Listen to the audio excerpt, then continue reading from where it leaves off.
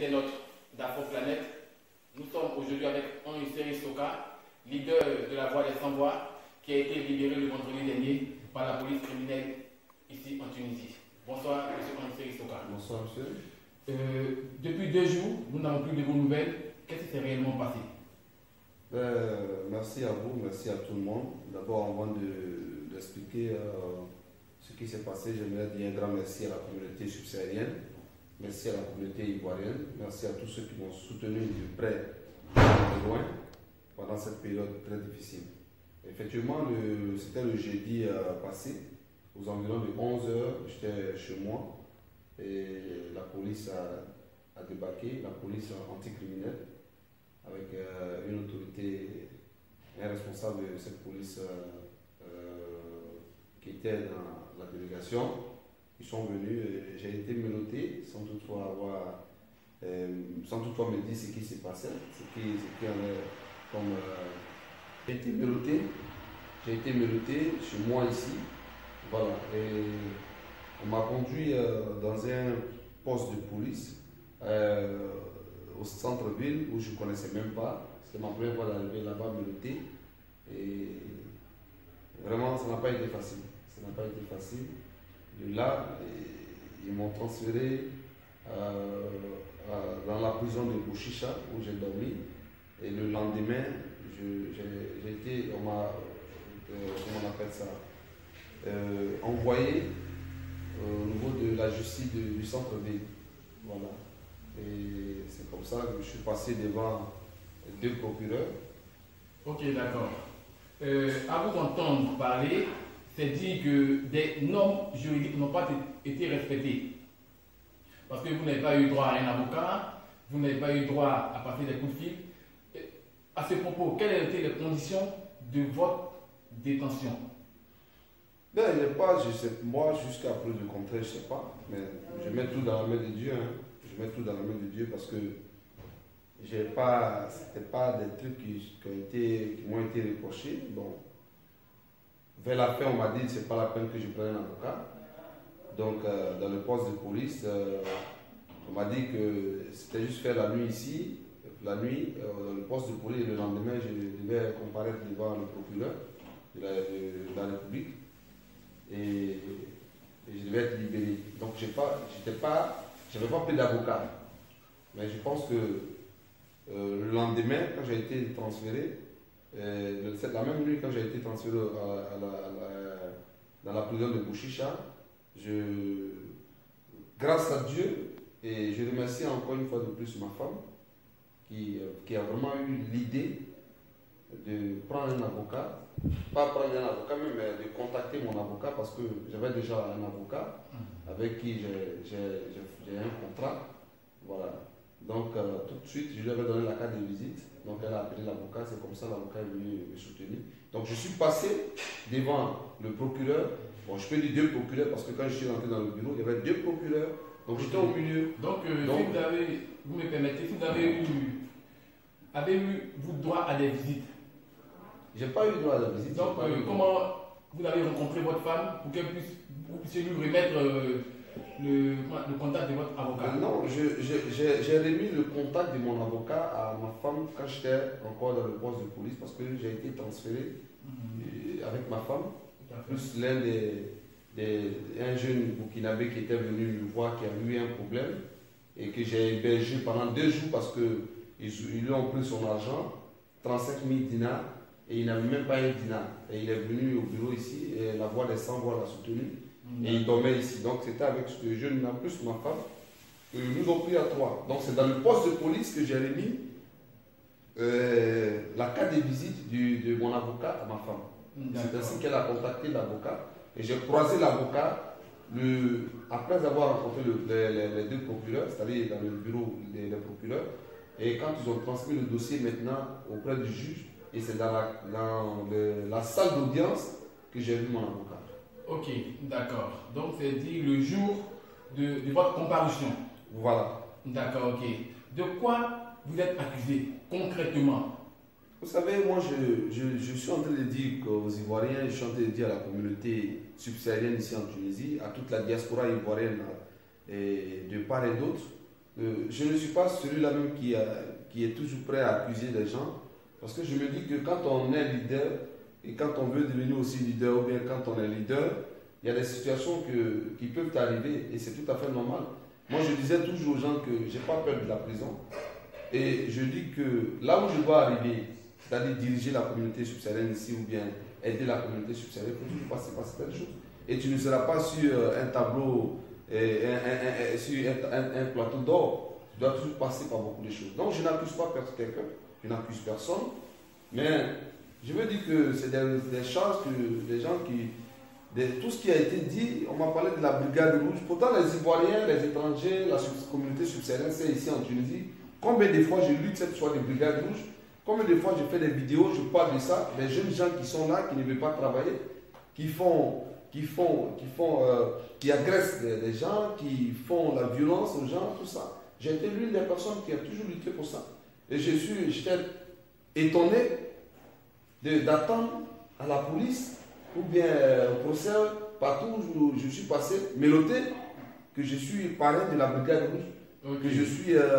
Que j'ai mis un bureau en place qui est illégal, tout ça. Et je pense que toutes ces informations-là, je ne veux pas accuser quelqu'un, mais voilà, je mets tout sur le compte de Dieu, du Dieu que je prie, et c'est des choses qui devaient arriver. À vous entendre, c'est dire que votre personnalité est décriée, votre personne est décriée. Bien sûr. Voilà. Donc, est-ce qu'on peut dire que votre passé vous rattrape aujourd'hui? Bien, mon passé me rattrape, et c'est tout à fait normal, parce que quand je dis mon passé me rattrape, c'est pour dire que je suis en train de lutter contre des gens qui sont en train de rendre la vie difficile à nos frères ivoiriens ici, la communauté subsaharienne ici, des gens qui pensent qu'ils sont au-dessus de la loi, des gens qui pensent qu'ils ont tout ce qui est comme pouvoir ici, qui sont étrangers comme nous, qui pensent qu'ils ont tout ce qui est comme relation ici. Donc ces personnes-là, hier, quand tu étais avec eux, c'est-à-dire que quand tu cherchais à les connaître, ils se disent que ben, aujourd'hui, tu as beaucoup d'informations, il faut te combattre. Donc c'est un passé qui me rattrape. Quand je dis ça me rattrape, pas du côté négatif, mais c'est du côté positif.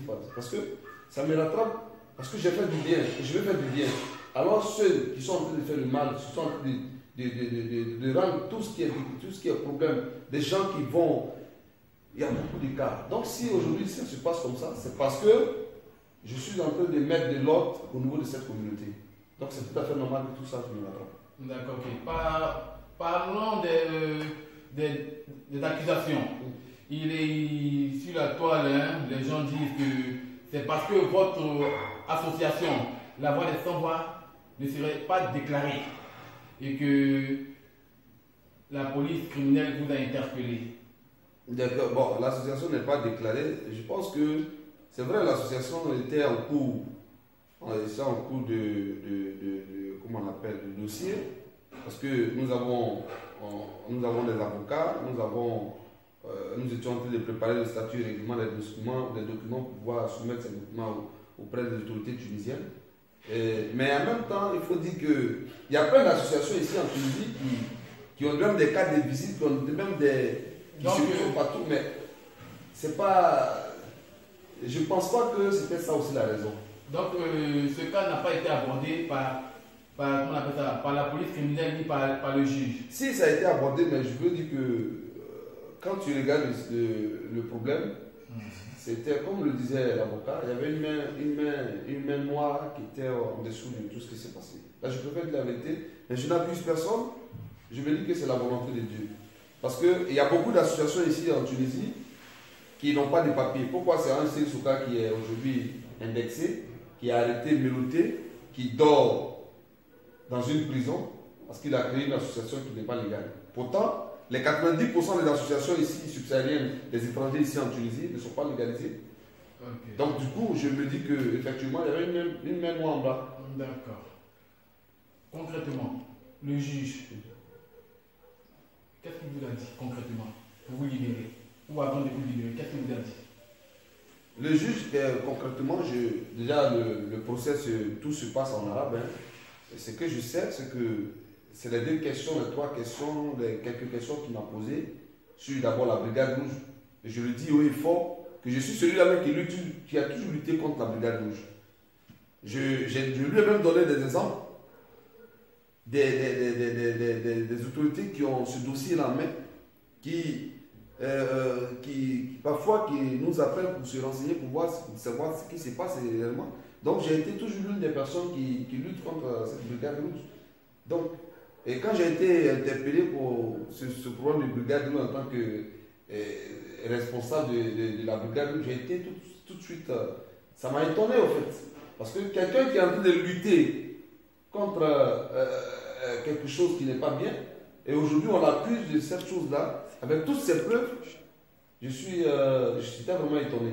Donc il y a eu la question de la Brigade Rouge, et en toute sincérité, je leur ai dit que je ne suis pas parrain de la Brigade Rouge, et qu'ils prennent encore des renseignements, parce que les Ivoiriens savent, les Ivoiriens connaissent les responsables premiers, je le dis bien, oui, fort, les responsables de la Brigade Rouge ici. Ceux qui ont créé cette Brigade Rouge et qui ont abandonné la Brigade Rouge, qui ont abandonné les jeunes, qui ont fait croire aux jeunes qu'ils pouvaient avoir le beurre et l'argent du beurre avec cette brigade, et aujourd'hui, qui ont compris que ce n'était pas la solution, et je leur ai dit de bien se renseigner sur ce point. Donc, je n'étais pas le responsable de la brigade, c'est ce que je leur ai dit. Deuxièmement, en ce qui concerne l'association l'ONG La Voix des Sans Voix, je leur ai dit que dès le lundi, c'est-à-dire demain, je m'arrangerai pour pouvoir mettre les documents en place, pour pouvoir suivre la procédure légale par rapport à une association ou une ONG ici en Tunisie. Ok, d'accord. Qu'est-ce que vous, en tant que leader de la communauté subsaharienne en Tunisie, vous retenez de votre arrestation et de votre libération? Ce que je retiens de cette arrestation et cette libération, c'est que dans la vie, comme le disent les Ivoiriens, quand il y a Dieu dedans, il n'y a rien de tel. Depuis le premier jour de ce problème-là, moi je sais en qui j'ai cru, et c'est ce que je disais ce matin dans une église où j'ai rendu un témoignage, et j'ai dit que j'ai cru en Dieu, et je sais en qui j'ai cru, et je savais que j'allais être libéré parce que le dossier était vide. Oui, le dossier était vide parce que ceux-là qui ont pensé que c'était une occasion pour moi de me mettre en prison pour continuer de mentir à la communauté subsaharienne, à la communauté ivoirienne ici. Ok, quand vous dites ceux-là qui ont pensé, qui a pensé concrètement? Qui vous en veut? Oui, c'est la question qui reste posée. C'est les gens qui sont dans le fond. Parce que vous devez avoir une idée. Oui, bien sûr. Des personnes qui viennent du discrédit sur votre personnalité. Bien sûr, des gens qui, quand je dis des gens qui m'en veulent, parce que je me demande si aujourd'hui des gens, il y a trop de choses. Des gens, vous êtes un leader d'une communauté de surcroît subsaharienne en Afrique, en Tunisie. Vous avez des échos qui vous parviennent. Dites-nous aujourd'hui, qui en veut à Hissé Issoukra? Non, ce n'est pas des choses qu'il faut dire d'ici maintenant. C'est pour dire que je suis en train de dire. Puisque la communauté ivoirienne déjà est informée. Et je remercie par cette occasion-là, dire merci à la communauté ivoirienne. Parce que quand je suis rentré dans la salle de l'audience, j'ai constaté la présence de presque 50 Ivoiriens.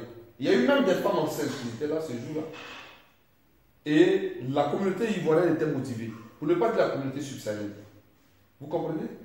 Donc d'abord, je salue ce geste-là.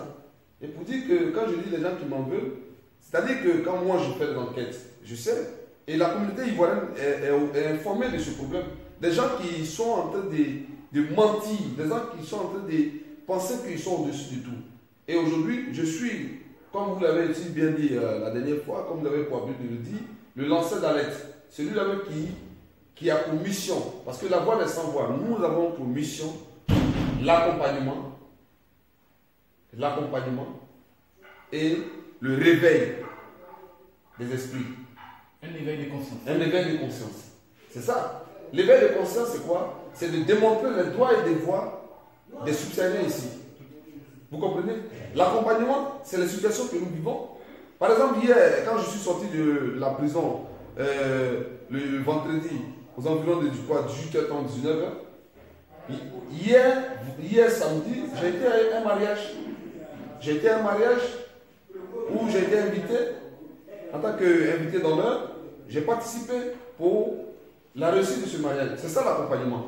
L'éveil, c'est des difficultés que nous avons ici. Qu'est-ce que nous devons faire? Les papiers, les gens qui travaillent qui ne sont pas payés, et des filles qui sont aujourd'hui maltraitées par des copains, soi-disant copains, parce que nous constatons que notre communauté ivoirienne, nos sœurs ivoiriennes souffrent ici, elles cherchent leur argent. Aujourd'hui, il y a des gens qui sont toujours dehors, qui sont toujours là, à mentir aux filles là pour leur faire croire qu'ils vont les marier, et demain, elles se retrouvent sans 5 francs. Et il y a des gens aujourd'hui qui travaillent qui ne sont pas payés. C'est ça l'accompagnement. L'éveil. C'est le devoir et le devoir que nous faisons. Vous comprenez? Et c'est tout ça là. Il y a des personnes qui sont là aujourd'hui qui savent que nous sommes en train d'arranger ou bien, pour ne pas dire, de soutenir la communauté. Et qu'est-ce qu'il faut faire? Parce que eux, c'est des hommes d'affaires, eux, c'est des businesseurs. Donc, il faut d'abord tout de suite empêcher les gens à comprendre. Et c'est pour ça que chaque jour que Dieu fait, ils ne font que intoxiquer la communauté subsaharienne, la communauté ivoirienne, pour empêcher cette communauté à avoir des informations, à aller aux informations. Ok, d'accord, merci. On vous a vu hier, vendredi, sorti comme un héros de la salle d'audience. Mais connaissant le personnage, pourquoi n'avez-vous pas fait de direct? Y a-t-il eu des restrictions au niveau de la justice, vous interdisant de faire ou de dire certaines choses au niveau de la justice? Non, je ne suis pas. Quand je suis sorti, d'abord, comme je le disais, tout était toujours en arabe. Bon, je n'ai pas eu d'interdiction. Personne ne m'a dit d'arrêter de faire les directs, bien quoi. D'ailleurs, demain, j'irai au tribunal pour récupérer des affaires. Et je n'ai pas eu d'interdiction. Seulement que, vous savez, quand dans le combat, quand tu mènes un combat ou une lutte, et quand tu sais que tu es en train de gagner cette lutte-là, il y a aussi la sagesse qui t'anime. Plus tu avances, plus la sagesse t'anime. Et surtout que quand tu as la grâce de Dieu sur toi, il y a une sagesse qui t'anime. Il ne s'agit pas souvent aussi de faire les directs, mais il s'agit aussi de poser les pas. Et quand je suis sorti de là, il a fallu que j'attende aussi des jours, il a fallu aussi que je réfléchisse avec l'équipe de la Voix de Sans Voix pour pouvoir me prononcer vis-à-vis du peuple. C'est pour ça que je n'ai pas fait les directs. Sinon, les directs, on va les continuer, parce que les Ivoiriens ont besoin de directs, la communauté subsaharienne a besoin de directs, pour édifier le peuple, pour donner des informations au peuple. Vous comprenez un peu? Donc, je n'ai pas fait les directs sur les lieux, parce que déjà, j'étais vraiment fatigué. En toute sincérité, j'étais fatigué, parce que c'était quelque chose que j'ai jamais vécu. Voilà. Ok, d'accord. Après cette libération, quelle orientation vous donnez à votre organisation La Voix des Sans Voix? L'orientation que je donne à La Voix des Sans Voix, et en même temps que je donne vis-à-vis au-dessus de la communauté subsaharienne, pour ne pas dire la communauté aussi ivoirienne, c'est que nous avons une mission,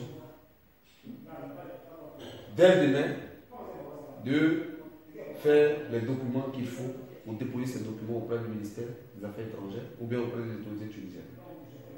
Pour que nous soyons légaux vis-à-vis des autorités et le travail commence. Parce que nous avons une mission, c'est d'aider la communauté, c'est d'accompagner la communauté, c'est d'instruire la communauté, c'est de renseigner la communauté, c'est, je peux dire tout pour la communauté. Donc nous n'allons pas baisser les bras. Donc notre mission, l'orientation que nous donnons déjà, c'est d'abord du côté des documents qu'il faut. Et c'est ce que nous allons faire dès demain. Ok. Quelles sont vos relations avec les différentes ambassades, en l'occurrence l'ambassade de Côte d'Ivoire? L'ambassade de Côte d'Ivoire, d'abord je salue de passage Madame Félicia, la première chargée d'affaires. Vous voyez, cette dame-là qui apporte aussi un plus pour beaucoup de choses au niveau de la communauté. Je salue aussi de passage M. Tenengui Magloire, chargé d'affaires socio-culturelles. Je salue tout le monde. Ma relation avec l'ambassade, vous savez, j'ai toujours dit que je n'ai pas de problème avec l'ambassade. Hein. Et je pense que l'ambassade aussi, les responsables de l'ambassade ont aussi compris. Quand nous sommes des lanceurs d'alerte. C'est-à-dire que nous parlons, nous sommes dans la population, nous vivons avec la population. Et je pense que c'est sur nous aussi, l'ambassade prend aussi des informations pour aider la communauté. Donc si déjà l'ambassade sait que nous sommes des lanceurs d'alerte, nous sommes des gens qui donnent des informations pour que, en fonction de ces informations, ils travaillent, ils ne doivent pas être contre nous, bien ils ne doivent pas avoir des rancunes. Donc je n'ai pas de problème avec l'ambassade. J'ai une bonne relation avec l'ambassade. Je pense que les semaines passées, j'avais eu un petit problème avec M. Tenegui Magloire. Ok, parlons du conseiller, M. Tenegui Magloire. Quelles sont vos relations désormais? D'abord, avec M. Tenegui Magloire, le chargé d'affaires socio-culturelles, je crois. D'abord, de passage, j'aimerais saluer le collectif des hommes de Dieu, des pasteurs en Tunisie, et qui m'ont aidé en formant une délégation pour pouvoir aller présenter encore des excuses à M. Tenegui Magloire.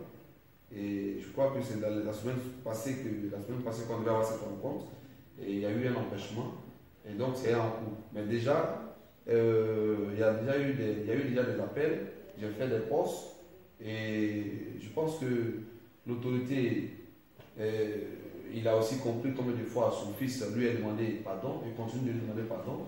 Et je pense qu'il a aussi compris, et il n'y a pas de problème. Et moi, en tant que petit frère, je continue toujours de présenter des excuses par rapport à ce qui s'est passé. Et je dis encore un grand merci aux hommes de Dieu qui sont en train de faire un travail de fond.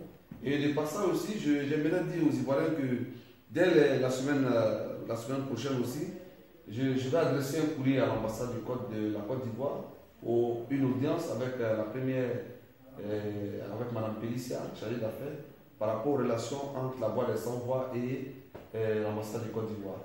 Voilà. Et donc, je n'ai pas de problème avec l'ambassade, mais je pense que les choses vont avancer par la grâce de Dieu. D'accord. Avec les autres associations des communautés ici en Tunisie, parce que vous avez été arrêté et personne, aucune association, aucun responsable n'a monté au créneau pour décrier cela. C'est dû à quoi? Il n'y a pas d'entente, c'est la mésentente, chacun de son côté. Quand le temps est grand, tout le monde attrape sa tête. Merci pour la question.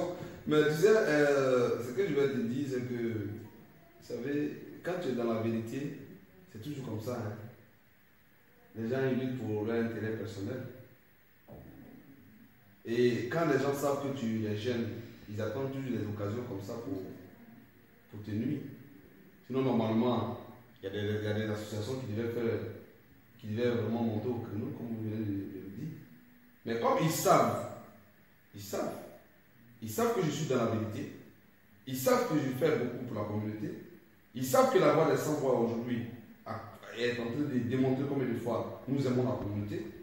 Donc, c'est des personnes-là qui...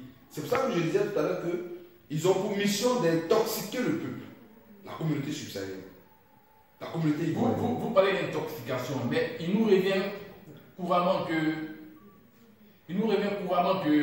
M. Henri Sokra, il a posé des actes par le passé qui ne sont pas catholiques. M. Henri Sokra a fait ça, il a fait ceci, il a fait cela. Est-ce que ce n'est pas la justification de ces personnes-là, votre passé? C'est eux qui le disent, hein, c'est eux qui le disent. Sinon, moi, je toujours dis que chacun a un passé. Hein. Chacun a un passé, chacun a eu un passé. Et dans le passé que j'ai eu, en fait, c'est pas j'ai pas de problème avec les gens. Mais c'est eux qui montent. Et vous remarqué parfois même des gens qui font des faux profils de Facebook là, qui sont toujours prêts à commenter des publications de Henri Sokra. Et des gens à qui on met la pression pour pouvoir faire des publications. Les Ivoiriens le savent. Vous le savez très bien. Des gens que je ne connais pas, je n'ai jamais connus. Des gens comme des capitaines Kakou, que je n'ai jamais vus.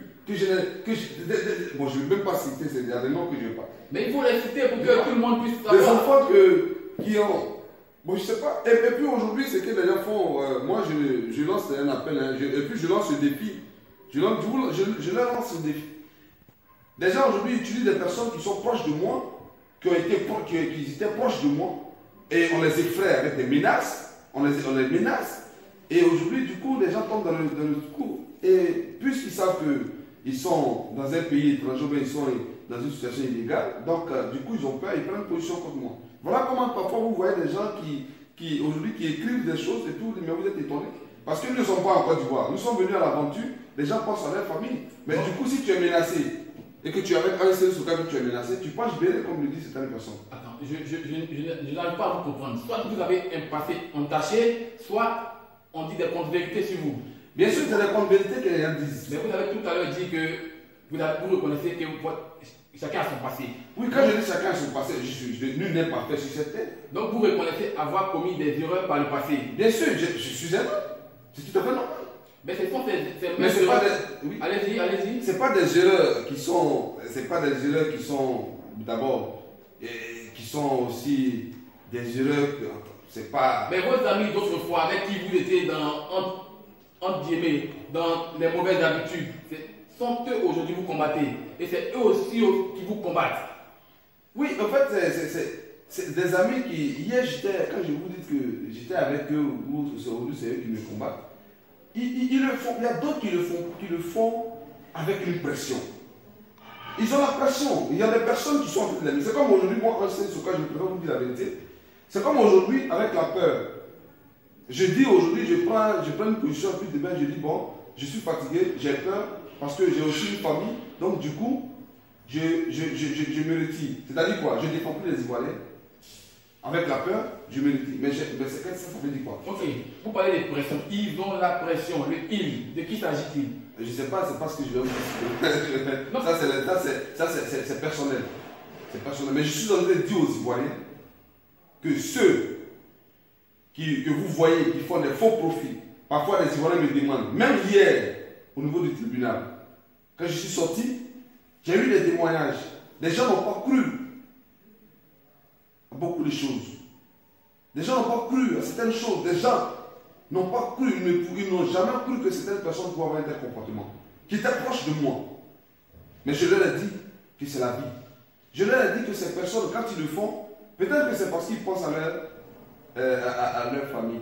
Parce qu'ils se sentent menacés.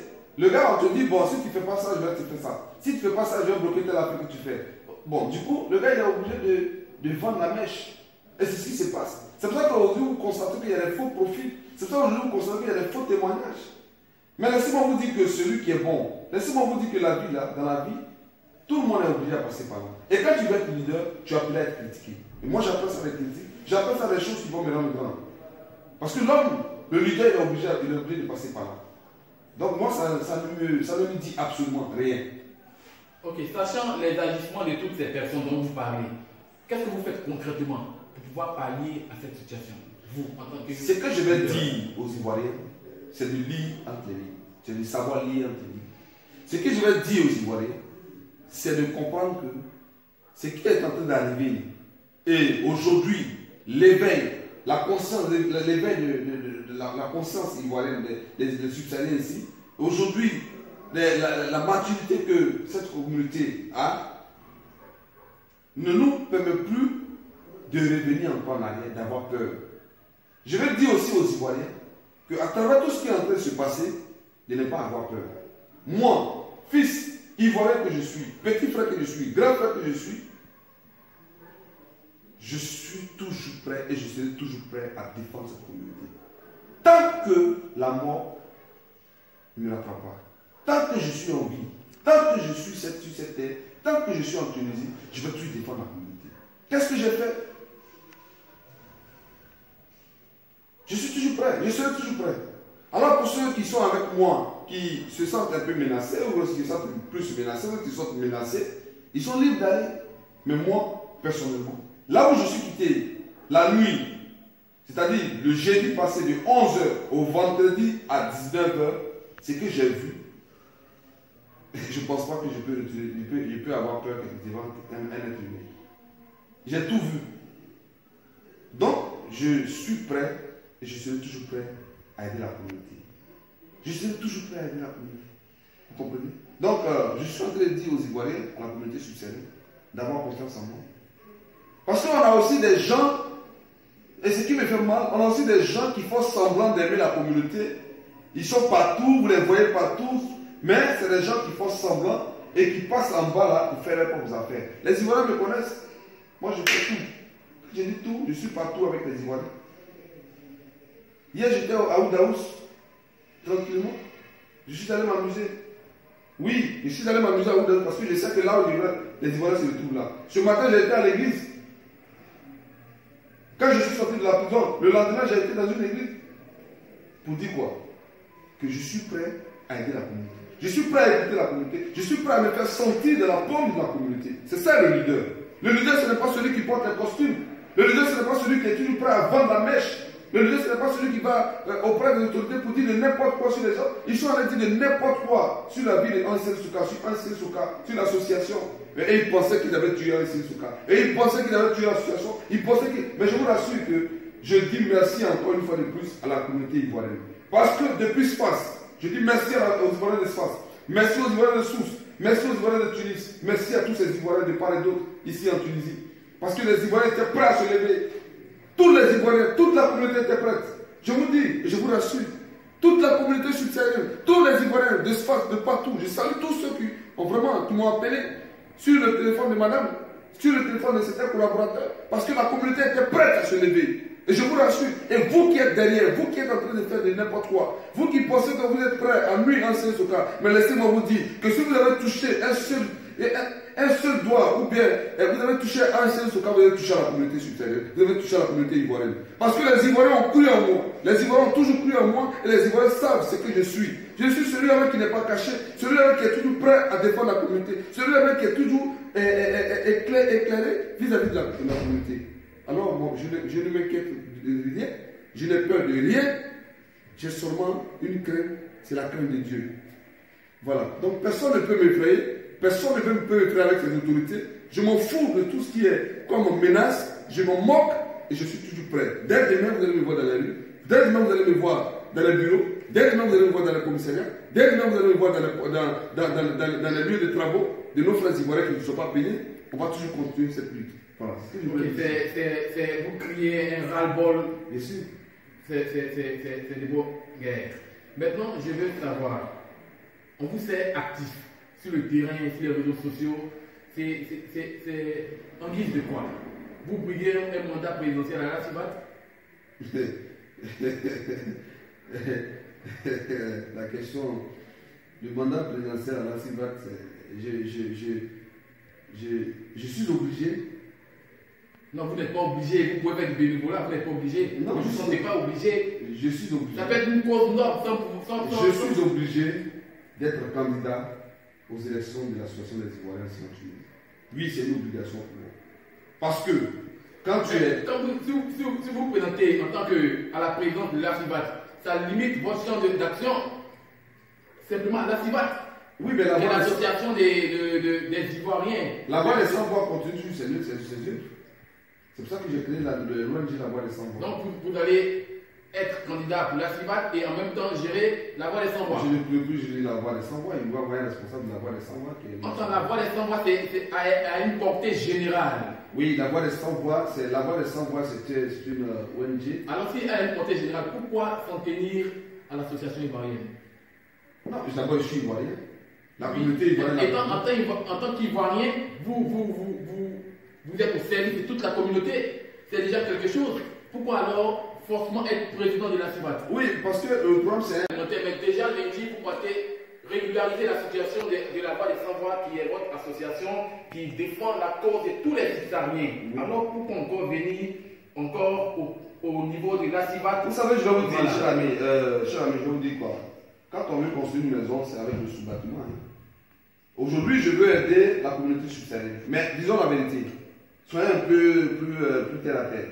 Quelle est la communauté la plus représentée ici en Tunisie? La communauté ivoirienne. Ben alors, si tu veux aider la communauté subsaharienne, qui est la communauté subsaharienne, dans la communauté subsaharienne, quelle est la communauté qui est la plus nombreuse? Les 80%, la communauté ivoirienne. Donc, si il y a la communauté ivoirienne, que déjà tu es ivoirien, tu vas commencer par la communauté ivoirienne. Déjà, avec la Voix des Sans-Voix, vous êtes déjà le garant de tous les subsahariens de Tunisie. Oui, voilà, tous les subsahariens, tous les Noirs se reconnaissent en vous. Alors pourquoi venir se restreindre encore à l'association des Ivoiriens? Oui, je vais du côté de l'association des Ivoiriens parce que la Voix des Sans-Voix c'est une porte, l'association des Ivoiriens c'est une autre porte. Donc, la Voix des Sans-Voix c'est une grande maison. C'est une grande maison qui va gérer la communauté subsaharienne.